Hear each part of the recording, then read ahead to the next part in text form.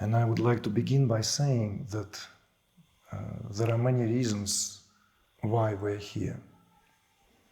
We can narrow these reasons down to maybe 3 principal ones, which will correspond simply to different levels of reality altogether. There is this individual reason for each and every one of us, deeply personal, pertinent to what each and every one of us are here in pursuit of, we could say. So there is that level, undeniably. At the very same time, there is another level, and it's subtle level, why we're here. Subtle. We will now group here, jump them together. I don't want to give too many levels, because if we go right here, physical, astral, karmic, blah, blah, blah, no. I want to narrow it down to just 3 principal levels why we're here. Why each and every one of you, I said us, because I'm here just as any one of you, here for a reason, deeply personal reason. You don't know that reason. Only I do. Likewise, I don't know any of your personal individual reasons. Only you do. But there is also a subtle reason, and I will amalgamate that with causal reason, if you prefer, karmic reason, why we have gathered here. And finally, there is this third reason, and that reason is purely and utterly transcendental. It has nothing to do with what you want, what I want, what we even want. It has only to do with the agenda that the self has with the self. It is at that level only. There are no other levels, and any reason that we may be wishing to adhere to, at that level is absolutely irrelevant, if you see what I mean. So I would like already from get-going have that clarity of purpose. And this is a kind of, I would say, a healthy way of doing anything. A healthy way of beginning, consecrating, entering in any kind of activity, any kind of engagement, whatever that engagement is, however long that engagement meant to be. There are these always 3 reasons, 3 factors present at work, always. That being said, of course, all this can be immediately challenged, and if we are to give it an eye of non-dual awareness, then the first 2 would be dismissed. There's no such thing as an individual reason. What a blasphemy to say, dear, how come? No, there is any subtle karmic reasons. All this is one and only reason. Yes, of course. Ultimately speaking, that is what's happening. Ultimately speaking, we are clueless fish, right? Swimming. Right? Remember that, Roger Waters? No? Have you done your re-listening, the old classics? Because I'm getting antique, so, I'm not going to come up with any new names and just don't have time. There's only time to know what you already know. You know that. There's no time to know anything new. I was struck by that rhetorical response given to me by a wonderful man I knew. He was a very well known. He was a national treasure in England, Brian Sewell, art critic. At some point I ran on hard times, and nearly ended up on the streets, and he just gave me a wing of his house, which was built by a famous American architect in Kensington Gardens. So there I was, from nearly being on a street artist, young one, in living with all the things from Christie's. They even still had these labels because it didn't have time to pull them off. So Brian and I became very close friends, despite big distance in generation. And there was this kind of often morning exchanges, as he would be in his robe writing, and I will having my porridge, Scottish style, before I will took off to my studio. And I've asked Brian, like some names and something, and he said, I've never heard of it. I said, well, aren't you interested? And he said, my dear, there's not enough time. There's not enough time to know anything new other than what we already know. At the time, it shocked me as something extremely limiting. But the older I get now, the more timeless I get, because older properly means timeless, right? If we understand what it means to gracefully age, it's becoming immortal. It's finally realizing that the whole heck was it about is to become infinite. So therefore, in the vocabulary that we use here, is to age gracefully is equivalent to become eternal, right? Few silver heads, come on, give me a bit of a nod. Thank you. So this is an interesting thing, that I find the truth of these words catching up as the years go by. And that quite a few, I should add to that, years. That whenever we want to learn something new, whenever we want to embark on something, we should also have this as a reminder that there is only enough time to know that what we know already well enough, so that we know it truly. Otherwise, we will end up superficial, click, click, scroll, scroll, bling, bling, and never know nothing. And above all else, we'll never know who we are, because there is no possibility. We'll be scattered around. So this is always present, and I feel also that it corresponds also to the reality of where we live. So we may have gathered here for deeply individual reasons, and that need to be acknowledged with sincerity, because it is there anyway. But there is also something else. There is this collectively shared reality. We are in a deep shit together, as far as the earthlings are concerned, right? And with that, we're also making sure that everything else is also severely messed up. Why? Because we're placed in the garden to look after it. So if we are a mess, the garden is a mess. Natural, isn't it? Not a rocket science. So this is also need to be acknowledged. We can't just sit down here and just really go into our belly button, into the psychological, tantric, schmantric, or whatever exploration of consciousness.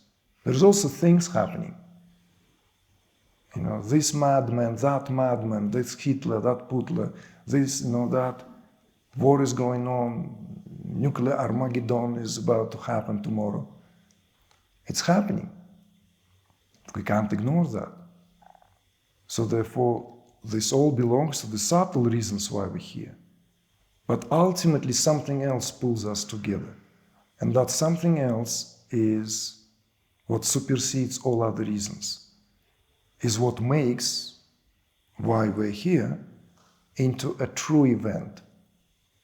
And to that I want to maybe add a few words, so that to make it clear, so that when you will be given to your own process and you will be encouraged throughout the entire time we are together to give yourself fully to what is unfolding already on its own, beyond your expectations or above and beyond your expectations, because this is something which belongs to that level where that what we consider deeply personal has very little influence.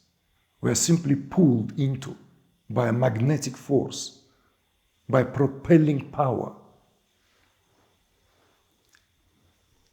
Some of us prefer to ride it or feel as if we do that, and then to remaining on top of the events. Fine, that's nothing wrong with that either. Let us feel that we're on top of things. So, this is something which, now if we are to speak about what this work is about, what this campaign is about, why this work happens in the way that it happens, why are there certain, and they are very distinctive aspects which all of you will experience, all of you will be in the presence of here. Why? What do they signify? Why these aspects, accompanying phenomena, why is it here? This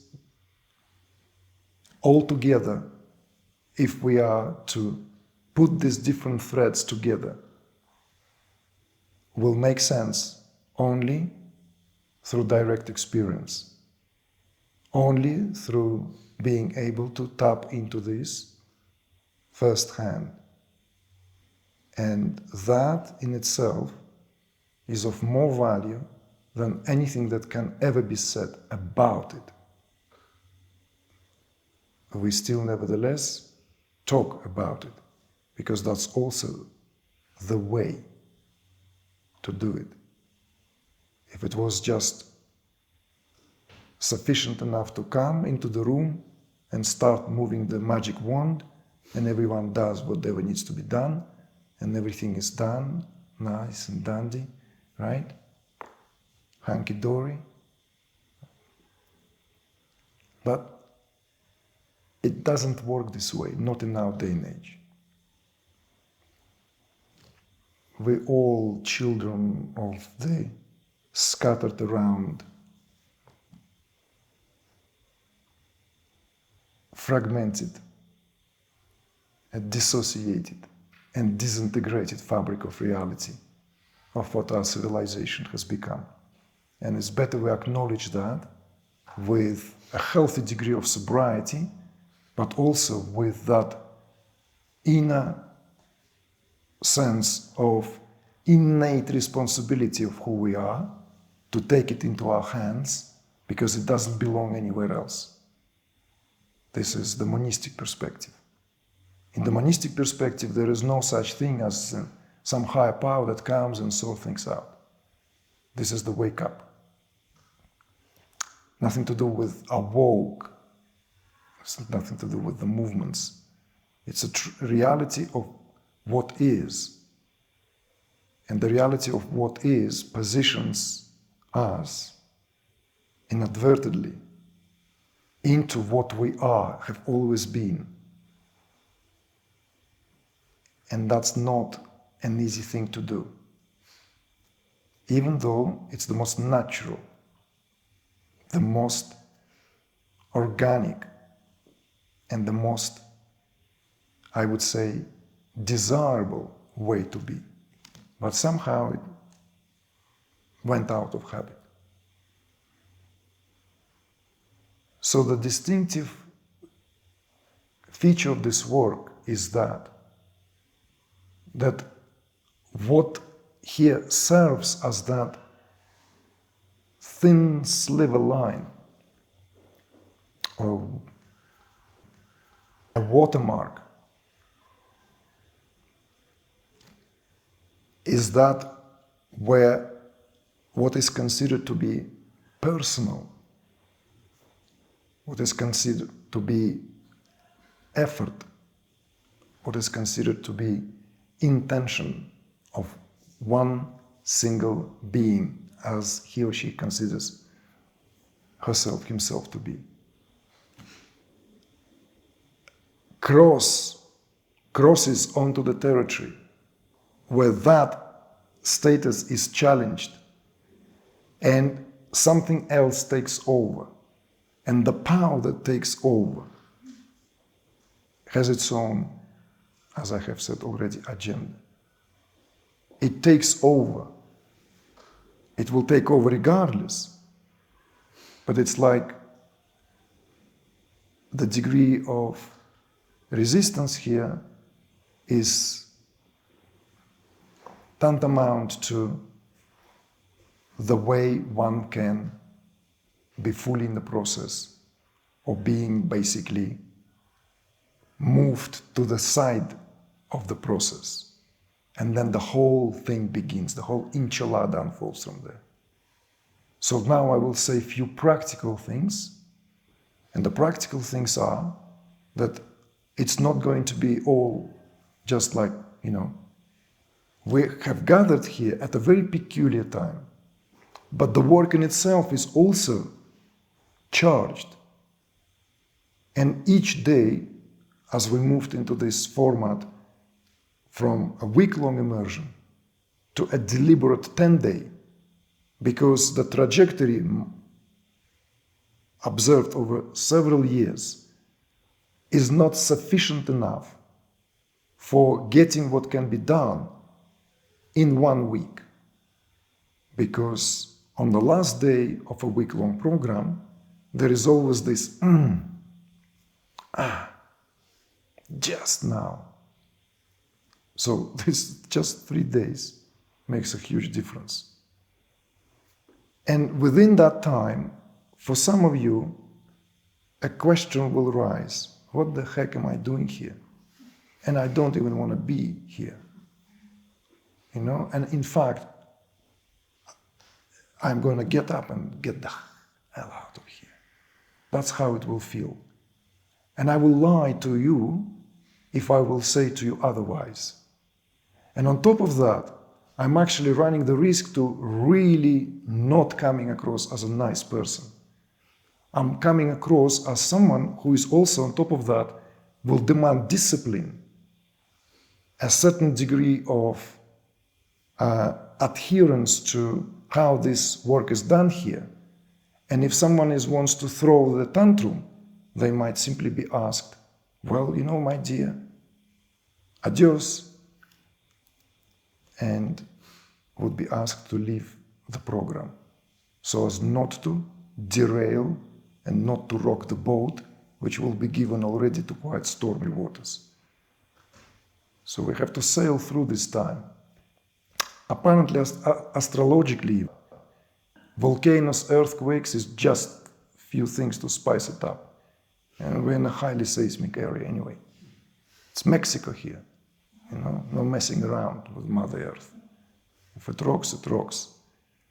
And apparently all stuff that I said already happening is about to break loose anyway. So Saturn's retrograding, gonna go stationary towards the end of the program, as we hear. The day of reckoning, of some astrologers been telling us. So a lot is happening in each of your lives. None of you can pretend and tell me I'm just here passing my time. It's not true, None of such thing. You know what? I thought, what am I going to do in October? I'm going to check myself in the retreat, And Buona Vibra sounds good, right? After all, if you translate that properly into English. No. Truth be told, we all are now squeezed. All of us. With no exception. Reasons maybe vary. Degrees vary, but the matter of fact is intricately interconnected. And that's the limitation of the language, because we are not interconnected at all. It's also the best way to sometimes articulate something in order give that more a jolted experience or jolted grasp is through negation. So each time we say we are connected, it's a BS. It's an invention. It's a nice thing to say. We're never interconnected. We're not connected. This is an illusion. There's only I am. That's all there is. Everything else is the figment of my imagination. It will become clearer for some of you in the course of the time here, because that's the grandest of all realizations. There's nothing else.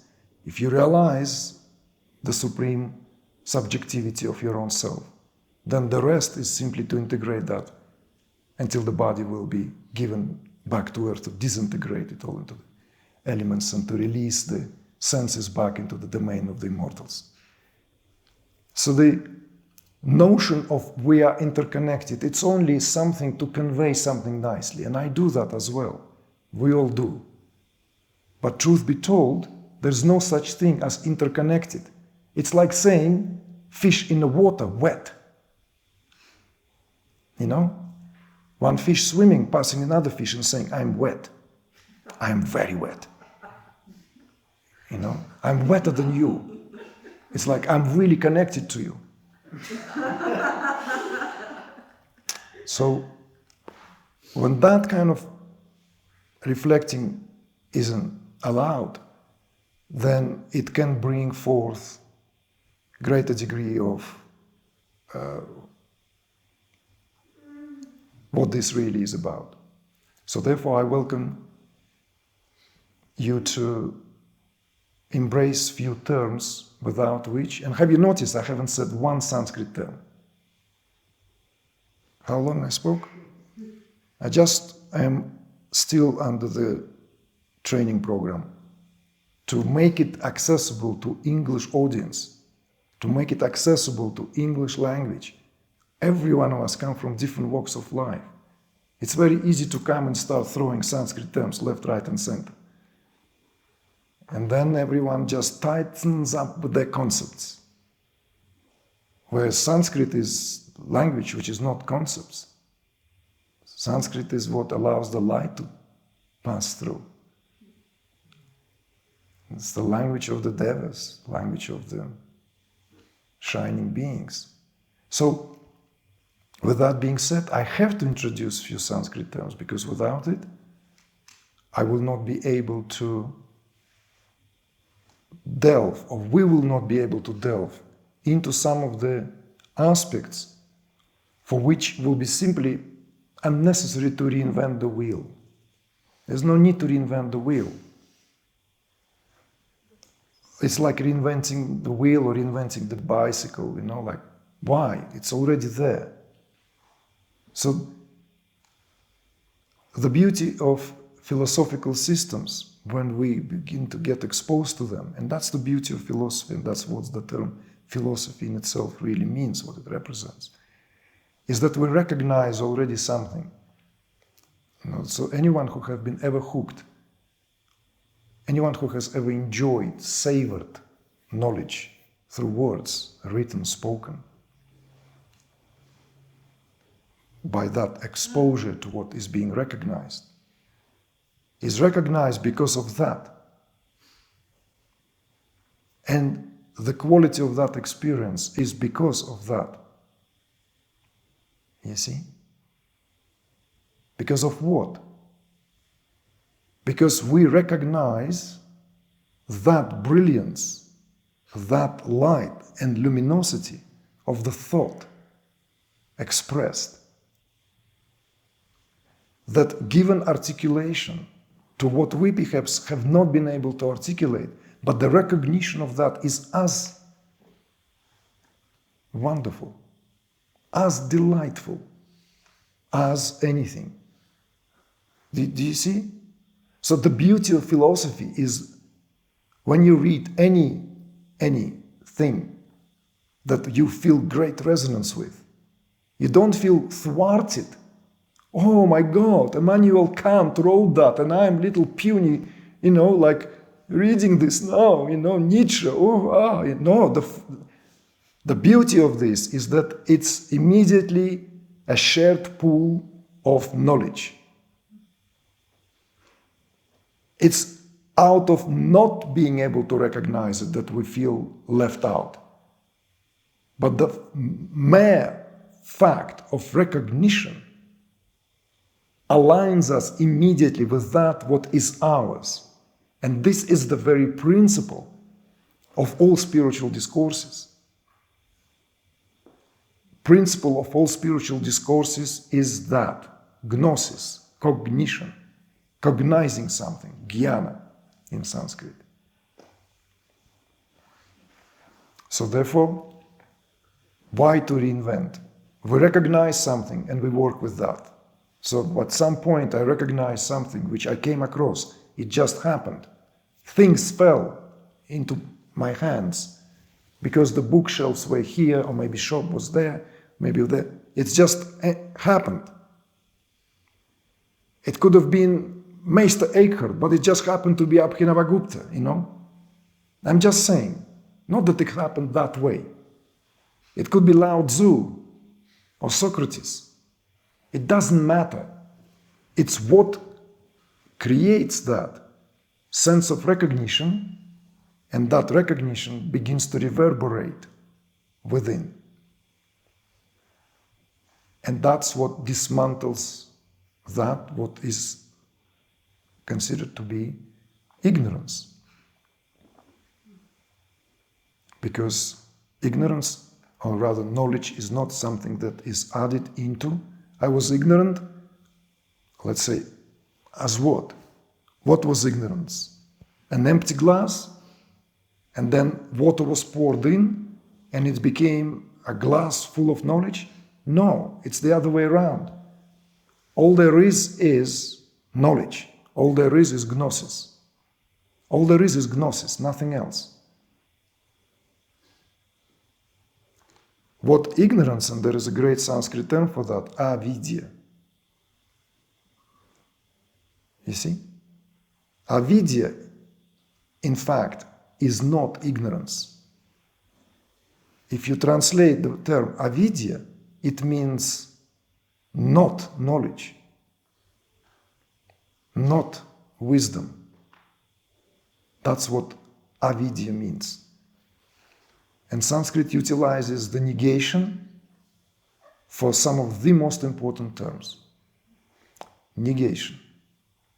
The letter A here, vidya, you put A there, and it becomes avidya.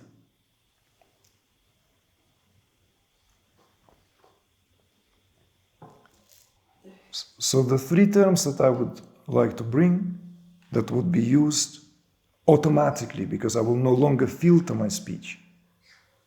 I will no longer have to do that, because I trust you will be able to adopt it, even for the duration of our time together, irrespective of your preferred, let's say, terms for what here could stand for ultimate reality, what could stand for intermediate reality, what could stand for anything. So therefore we'll have three terms here to get us going, okay? These terms are Shiva, Shakti, okay? First two terms, Shiva, Shakti. And the third term would be interchangeably used, okay? We could use it, the term Jiva or Nara. Shiva, Shakti, Nara. Shiva, Shakti, Nara. It corresponds to three aspects of reality. Shiva stands for the ultimate reality, awareness. Shakti stands for self-reflection, for self-awareness. And Nara stands for individual. You see? It's a trinity, triadic relationship. Shiva, Shakti, Nara. And there is nothing outside of this. If you truly look into it, and now you're welcome to look into it, from any of the perspectives you've been exposed to, any perspective, Any perspective you look at these categories, you will see everything is covered here. In different order, Nara, it's in that what we call individual experience, individual existence, individual. Each and every one of us is that expression of that Nara, that individual. Then there is Shakti. Shakti here is the power of self-awareness. It's the power of awareness to be aware of itself. So it's the power of self-awareness, the very definition of gnosis. Shakti is the jnana. Shakti is the knowledge. Shakti is also the means by which knowledge can be known, by which anything can be known. Because it's the power. Without the power, how can there be any knowledge or known? And Shiva, that which transcends it all, Shiva here stands for ultimate reality, awareness, pure awareness, one without a second. Shiva. So Shiva Shakti here are not used in kind of a frivolous way. Shiva is not one of the Trinity. Shiva is not in terms of how it is spoken, let's say, in classical Hindu thought. Shiva encompasses here entirety of creation, and it is beyond creation. It is at once eminent and transcendent. It is this, that, and beyond of this and that. Shiva is all there is, was and ever will be, and yet it will never comes into manifestation. Incomprehensible is Shiva, and yet there is only Shiva. There's nothing but Shiva. So therefore we link now all this understanding into one sweeping motion. And in a way, what I'm going to say now is all there is, end of the immersion. Because everything after that would be a complete and utter reiteration of that. Through your experience, coming back to question answers, always will be back to reiteration of the same reality, the same truth. These three, Shiva, Shakti, Nara, or the awareness, the power, and the individual, are the expression of Aham in Sanskrit. In English, I am. Aham, I am. Aham, I am. In Sanskrit, Aham. In English, I am. Aham, A stands for Shiva. Sound H. Letter H. Ha stands for Shakti. And that humming resonance that is left there. Aham. Is that what we consider individual experience, individual existence? An individual existence here immediately equivalent to the world. Because there's no such thing as individual outside of the world. Just think of it for a moment for yourself, in simple terms. Individual can only exist in relation to what? In relation to something which will give articulation to the individual, is it not? If I'll put an individual drop of water here, it will sit against the surface of the table. Is it not? It will have to be against something, individual drop of water. But if I'll put that water back into the glass somehow, right, whatever, then that individual drop is unrecognizable. So therefore we say that individual and the world are one. Why? Because one gives rise to another. There's no such thing as the world and then individual.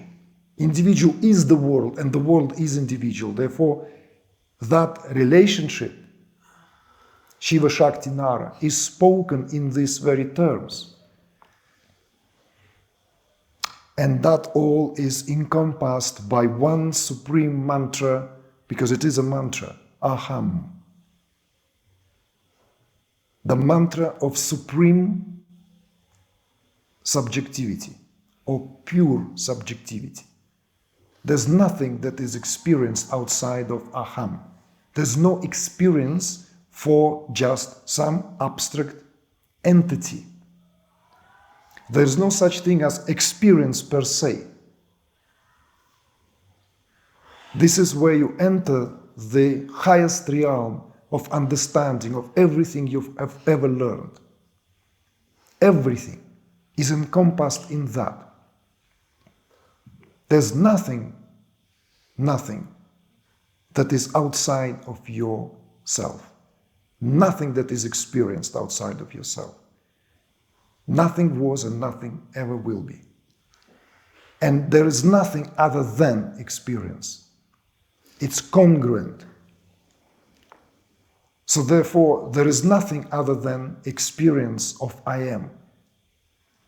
And whichever way you want to look at it, it's either I am that is experiencing it, or I am that is experiencer, or I am that is being experienced, depending on where the gravity falls, who is in the driving seat, and where the modality is. If the modality of the experience is on the nara, the world, that's what is. That's what takes precedence. And everything else becomes subordinate to that, falls on the background.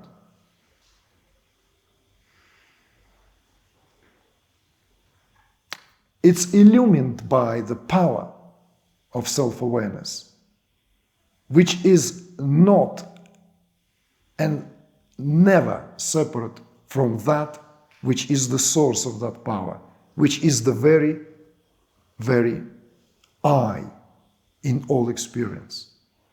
Everything that you experience is experienced by virtue of your consciousness, by virtue of you being aware. There's nothing else.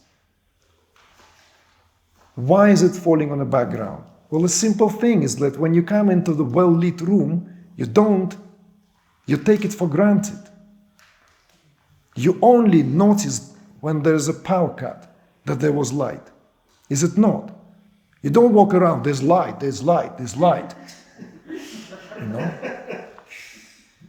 No. You are more interested in what's this carpet, you know? Is this a real thing? Is it like, again, some polyester poop? And you're like, whoa, nice furniture. It's like, whoa, how are you? Everything takes precedence, everything takes place. I can see you, you know, like, nice. Could you just tell me like a little bit, what that's, whoa. Like, you know, I want to just, but light illumines it all. In the same way, the principle here, that pure subjectivity is, we could say, eclipsed, simply eclipsed by the very power of awareness itself. So this is a supreme exposition with which the Trika Shaivism, else known as Kashmir Shaivism, operates. And it's called Trika because it's a Sanskrit term for three, Trinity. Everything comes in three, everything. So at some point I'd like to speak also in terms of the implications of how this particular teaching capitalized on anything that was, let's say, that anything that came in Indian subcontinent. And without discarding it, simply remodulating it all, reabsorbing it all into itself, coming with this supreme way of bringing that into what I consider to be the most comprehensive philosophy that has ever been known to humankind. Let it be challenged. Let it be challenged. But what amazing and what amazes me and never ceases to amaze me here is the sheer congruency, symmetry, and simplicity of that with which Trika Shaivism operates here in terms of the relationship between these categories, because they are all categories of awareness. Whether this is the supreme I, whether this is the power that ignites and animates everything, including the I itself, or whether this is the limited experience subjected to the reality of space-time individual, aka the world. This is the structure of experience itself. The structure of experience itself is made out of that. The structure of experience. Because there's no experience without the experiencer. A process of experiencing, and that what is being experienced, or seer seeing and seen, or observer observing and observed, or subject in relation to object. That is the structure of experience. And there is nothing outside of that structure. And there is nothing other than that structure. There is nothing other than that. The beauty of this has been displayed in myriad of ways if you dive into this for some confirmation, if that is working for you as such. Scriptural confirmation, or the glosses given by certain authors. Whenever someone came with the proposition that there is something beyond the experience, or there is a place where there is the self ceases to be, the simple inference here given by Shaiva masters was that how can someone who can spend however many days in samadhi, in the highest form of samadhi known as samadhi without any frequencies, without anything, with a complete absorption taking place, with the senses absorbed into the mind and mind absorbed into the causal. Nothing like in deep sleep. On coming out of that samadhi, how can someone say that one was in such samadhi? If it was a cessation of experience, it would be not possible to convey it. Okay? It's the simplest and most direct inference. So whenever I heard teachers many years ago, as far as 20, 15 years ago, would say, well, you know, that experience is something unreliable. Fantastic, because there's nothing other than experience. So if we assume that experience is unreliable, then the whole world is unreliable. Reality itself is unreliable, because there's nothing other than experience. What this does also adjusts certain things, and this is, don't forget, it's a prelude. We're now creating an entrance point, because what we are welcomed to delve into is very intricate in terms of the theme itself, which was dispatched or unpacked in our last 10-day program in Germany in July. Here is taken to its conclusive unfoldment. Don't worry, those of you who have not been there, because it will be done in such a way that we'll be able to cover that ground so as to allow ourselves to move on to the next level of understanding. Because my goal here, my intent here, is to bring the full rehabilitation of somatic experience and why the body is all there is. That there is nothing other than the body. And there is no such thing as consciousness outside the body. All these are simply inconclusive, confused propositions, lost to arguments. And when we say the body, we will have to deal with the most direct experience of being human, and that is having emotional responses. So we will here rehabilitate what some of the masters have done as far back as 1,000 years ago, because that was necessity when it rose back then. And I feel that that same necessity is now here as we stand on the precipice of time in terms of what spiritual discourse can do and what it fails to do because of the half-educated folk keep leaning back on the same drill over and over, and yet not fully understanding the purpose of what we call being in the body. Without understanding what it means being in the body, everything is a waste of time. Utter and entire waste of time. Just to say, to give justice also to why there are different approaches, that there are only two real approaches. Only two, unfortunately. That of distinguishing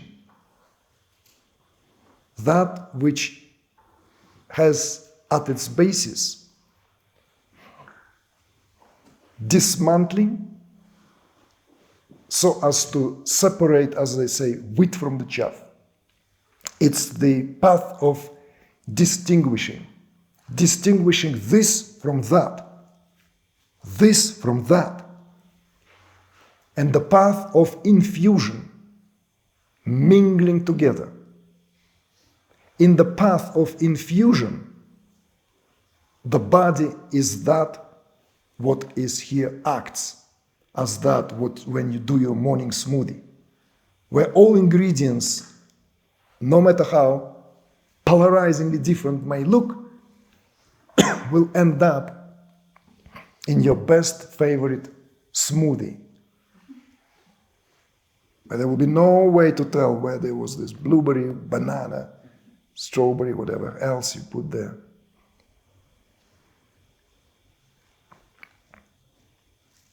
And Tantra is the path of infusion. And in the path of infusion, there's no such thing as this ingredient doesn't make sense, we'll get rid of it. In the path of Tantra, bring it in. What else you've got? Chuck it in.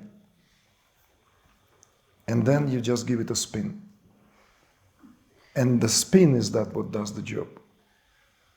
So this is very important also. Distinction here, that at some point leaning is made. Not that the path of distinguishing in terms of separating this wheat from the chaff, which is, by the way, where the, despite of the growing still popularity apparently of the non-duality, is based on duality. It's very important that the path of non-duality or non-dual approach utterly and entirely depends on duality. The very principle, not this, not that, depends on duality. And we will talk about this why. Whereas monistic perspective in Tantra is entirely different. In Tantra there's nothing that needs to be gotten rid of. And it is impossible because everything is simply energy. Everything is simply manifestation of Shakti. Already. So it's non-get-riddable. You see? It's non-get-riddable. And that non-get-riddable is the window, the door, the portal, the breakthrough. Because we are also at some point left with nowhere to go. We are also left with nowhere outside of where we are. This is a very, very healthy and at some point a groundbreaking perspective. Because there is also something very interesting. Everything here that we deal with in terms of embodiment, as what we call being human, is subjected to two, let's say, limitations. A limitation that is here in terms of that what is inheritance, perhaps, of the phases, let's say, of animal evolution, which is still functioning in us through the activity of the very core of our primitive brain, which makes us often act and react in a way and with regard to all this instinctual behavior. And second is all due to the assimilated, collectively assimilated way of how we are brought up. You see? So it's like between Stilla and Charybda. On one hand, between the animal self, with all its jerky responses, fight, flight, freeze, and all the rest of it, and that what has been a subject to indoctrination, mainly through the language. Between these two, passing through on the way to the golden fleece is a task. If you are not eaten by one monster, another one is there waiting when you rear your head above the waters. So this is very significant to understand also the clarity in terms of what we're dealing with here. So as not to get bogged down by, it's like, oh, my mind is working. In meditation, I have thoughts. It's like, it's kindergarten, we passed that. Of course mind is working, that's why it's called mind. Mind is always working, that's what mind does. It's like senses work on their own.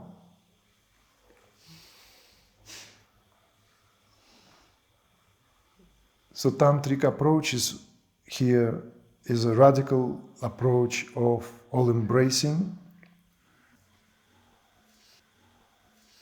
infusion, where every conflicting aspect which otherwise polarizes our awareness is given that possibility of being spun with such profound frequency through the power of that self-awareness as Shakti, where every conflicting tendency is reabsorbed into the fabric of your own awareness and nothing else.